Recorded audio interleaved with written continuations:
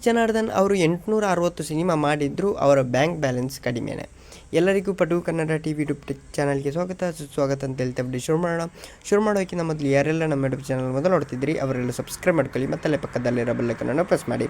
Bank Janardhan ಅವರು ನಿಧನ ಹೊಂದಿದ್ದಾರೆ. ಅವರಿಗೆ 76 ವರ್ಷ ವಯಸ್ಸಾಗಿತ್ತು. ಜನಾರ್ದನ್ ಅವರಿಗೆ ಬರೋಬ್ಬರಿ 860 ಸಿನಿಮಾಗಳಲ್ಲಿ ನಟಿಸಿದ್ದರು. ಆದರೆ ಅವರಿಗೆ ಆರ್ಥಿಕವಾಗಿ ಸಾಕಷ್ಟು ತೊಂದರೆಗಳು ಇದ್ದವು. ಇದಕ್ಕೆ ಅವರು ಮಾಡಿದ ತಪ್ಪೇ ಕಾರಣವಂತೆ. ಈ ಬಗ್ಗೆ ಕಲಾ ಮಾಧ್ಯಮ ಯೂಟ್ಯೂಬ್ ಚಾನಲ್ಗೆ ನೀಡಿದ ಸಂದರ್ಶನ ಒಂದರಲ್ಲಿ ಬ್ಯಾಂಕ್ ಜನಾರ್ದನ್ ಅವರು ಹೇಳಿಕೊಂಡು ಮರಗಿದ್ದಾರೆ. ಅಷ್ಟೆಲ್ಲ ಸಿನಿಮಾ ಮಾಡಿದರೂ ಹಣ ಗಳಿಸಲು ಏಕೆ ಸಾಧ್ಯವಾಗಿಲ್ಲ ಎಂಬುದನ್ನು ಹೇಳಿದ್ದಾರೆ.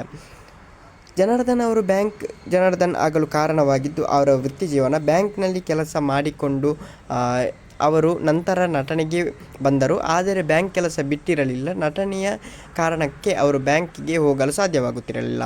ಅಷ್ಟೆಲ್ಲ ರಜೆಗಳು ಇದ್ದರೂ ಕಾರಣ ಸಂಬಳ ಕಟ್ ಮಾಡಿಕೊಳ್ಳುತ್ತಿದ್ದರು. ಇದ್ದ ಸಿನಿಮಾಗಳಲ್ಲಿ ನಟಿಸುವಾಗ ಹೆಚ್ಚಿನ ಸಂಭಾವನೆ ನೀಡುತ್ತಿರಲಿಲ್ಲ. ಇದರಿಂದ ಅವರ ಜೀವನ ನಡೆಸೋಕ್ಕೆ ಕಷ್ಟ ಆಗಿತ್ತು.